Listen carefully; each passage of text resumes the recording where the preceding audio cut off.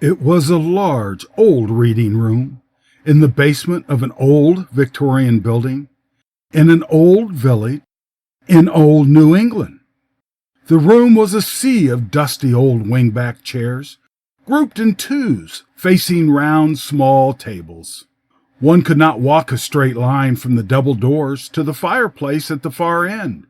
A dozen people could be in the room and not see anyone else but the person opposite. This was the hometown of an obscure writer of short, weird fiction from the turn of the last century. And I thought these stories from original manuscripts would be a crowning addition to my thesis on transitional short fiction of the late 19th and early 20th century. It was to be my grand opus and would cement my position as the rising star of the English department. But time was short. It had taken me hours to navigate the narrow country roads to get here. Why did these types of writers always live in such backwater places? I arrived in time to stick my foot in the door, just as the old maid librarian was closing it. After a few minutes of very picturesque begging and pleading, she showed me to the archive room, which was next to the reading room, and left, telling me to lock the door on my way out. After an hour of collecting material, I dragged it to the empty reading room and sat down to my study.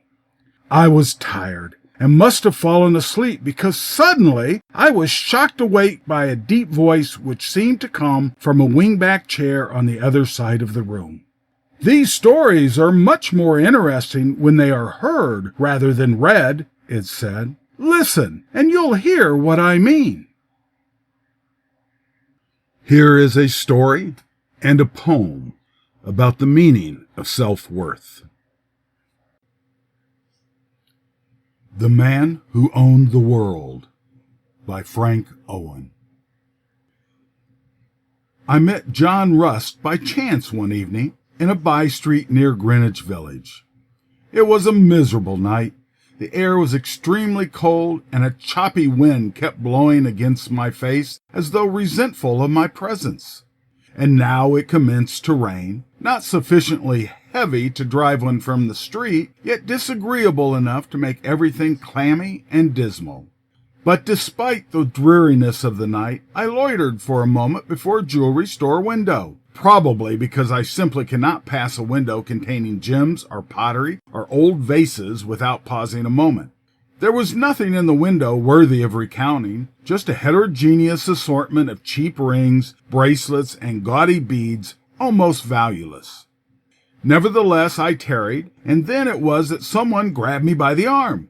And as I turned around, the jewelry window, the storm, the cold, all were forgotten, for I was gazing into the face of John Rust. He was so thin that the skin of his face seemed drawn over the raw bones without any intervening layer of flesh. His face was absolutely colorless. Even his lips were blue-white. He had a scraggly beard, yellow and vile-looking.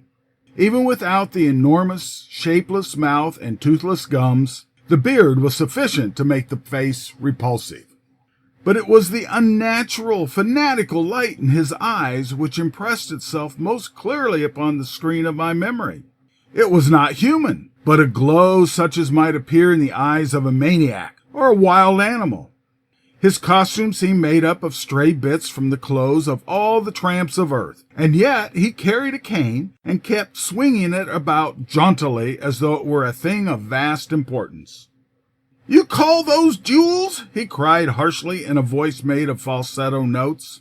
"Why, those are not even fit to be thrown to the swine which grovel in 1,000 pens more than a mile from my castle. Come with me, and I will show you gems more wondrous than the crown jewels of old Russia, more glorious than the collection of Cleopatra, and more luxurious than the famed necklace of Helen of Troy.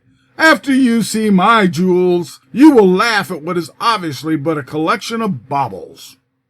On the impulse of the moment, I said, "I will go with you, but before we go, I suggest that we have a bite to eat. You look hungry." He shrugged his shoulders. "This day," he cried, "have I drunk 3 pearls melted in golden goblets of rarest wine. But if you wish to eat, I will go with you. All the restaurants near here are mine." So we went to Messino's Chop House and ate. But what we ate I cannot recall.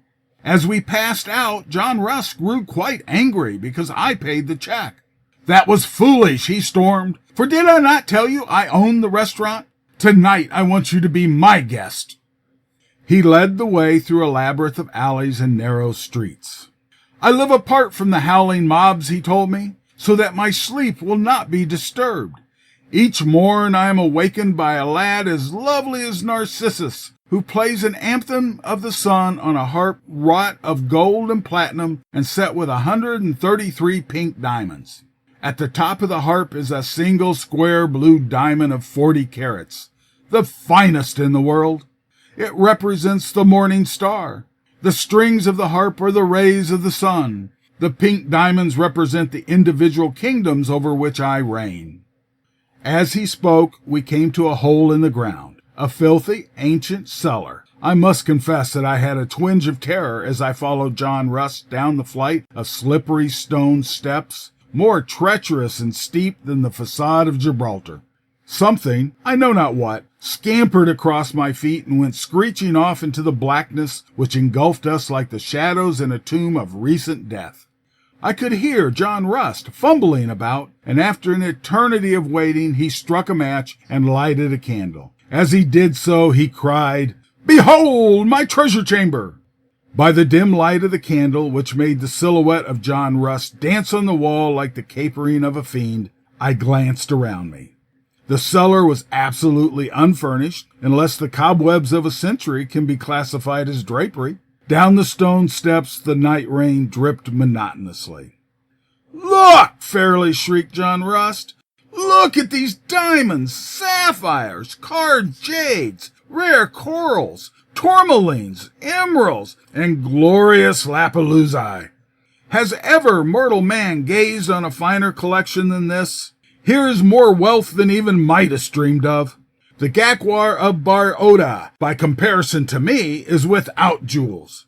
The Dalai Lama of Tibet is a pauper when the light of my wealth shines upon him. All the treasures of Rome are insignificant when held parallel to mine. The Incas of Peru own less than I divide in a single year amongst the poor." He clutched at the bit of ashes and coals and pebbles which were falling through his fingers, the wealth which the gods had lavished upon him so prodigiously. "Tell me," he cried hoarsely, "are your eyes not blinded by the brilliance of my stones?" "My surprise at what you tell me is acute," I declared truthfully.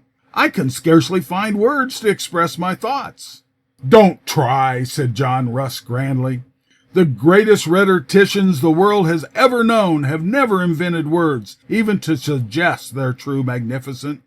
Nor is this treasure all I possess. I own the world. Every castle of Rome or Venice is mine. Every pasture of England, every moor of Scotland, every city in America I own. Come," he ended abruptly, "come with me and I will show you my private bath, a pool such as Mark Antony or the mighty Caesar never dreamed of." It must be confessed that I sighed with relief as he led the way up the worn stone steps again. It was good to be out in the open air once more, even though it was raining as heavily as when Noah set sail. John Russ led the way back to Washington Square, to the fountain in the center of the park.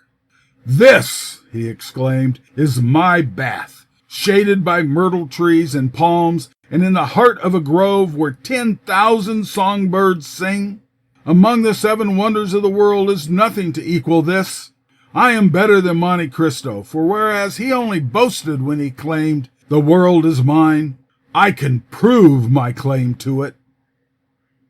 During the days that followed, I met John Russ several times, and although I cannot say that he remembered me, he nevertheless talked to me, which was really all he desired. He believed that all the people in the great city were his slaves, and this misconception was the direct cause of his undoing. While his eccentricities flowed in a harmless channel, he was unmolested. But one day he struck one of his subjects with his scepter. The scepter was a strong oak cudgel, and the subject in question was a huge, stalwart iceman who strenuously objected to being disciplined.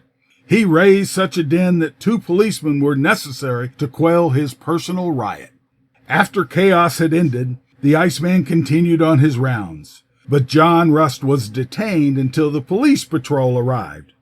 He believed it was a chariot of gold, that the crowd gathered around had come to envy Caesar, and so he climbed in as majestically as though he were about to proceed to the Colosseum as the supreme guest of the populace on a fete day. In the course of weeks, a great brain specialist, because he was interested in the case, examined John Rust and asserted he could be successfully normalized by a simple operation.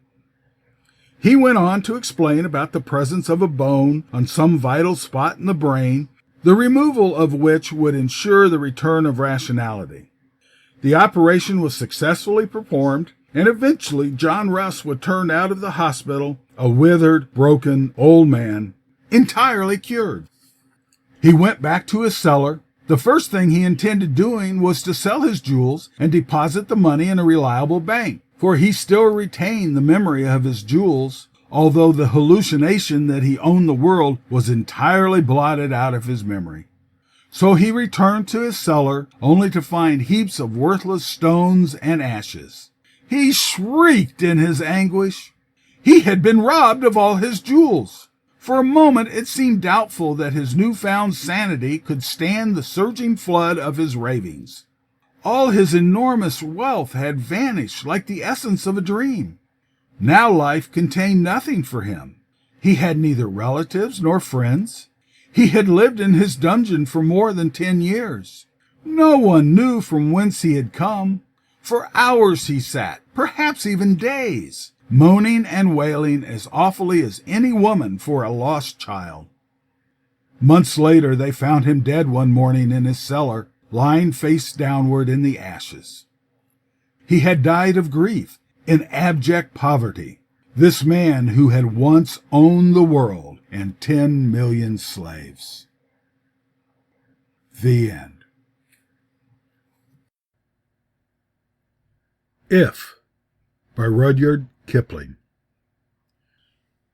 If you can keep your head when all about you are losing theirs and blaming it on you, if you can trust yourself when all men doubt you, but make allowance for their doubting too, if you can wait and not be tired by waiting, or being lied about, don't deal in lies, or being hated, don't give way to hating, and yet don't look too good or talk too wise. If you can dream and not make dreams your master, if you can think and not make thoughts your aim, then you can meet with triumph and disaster and treat those 2 impostors just the same. If you can bear to hear the truth you've spoken, twisted by knaves to make a trap for fools, or watch the things you gave your life to broken, and stoop and build them up with worn-out tools. If you can make one heap of all your winnings, and risk it on one turn of pitch and toss, and lose, and start again at your beginnings, and never breathe a word about your loss. If you can force your heart and nerve and sinew to serve your turn long after they are gone, and so hold on when there is nothing in you except the will which says to them, hold on. If you can talk with crowds and keep your virtue, or walk with kings, nor lose the common touch, if neither foes nor loving friends can hurt you, if all men count with you, but none too much, if you can fill the unforgiving minute with 60 seconds worth of distance run, yours is the earth and everything that's in it, and, which is more, you'll be a man, my son. The end. I must have fallen asleep again. The next thing I remember was the librarian's voice from the hall outside. "That damn young fool didn't lock the door," it said. Times aren't what they used to be. I ducked low and crept out when she wasn't looking. The whole drive back, all I could think about were those marvelous stories. Such marvelous stories.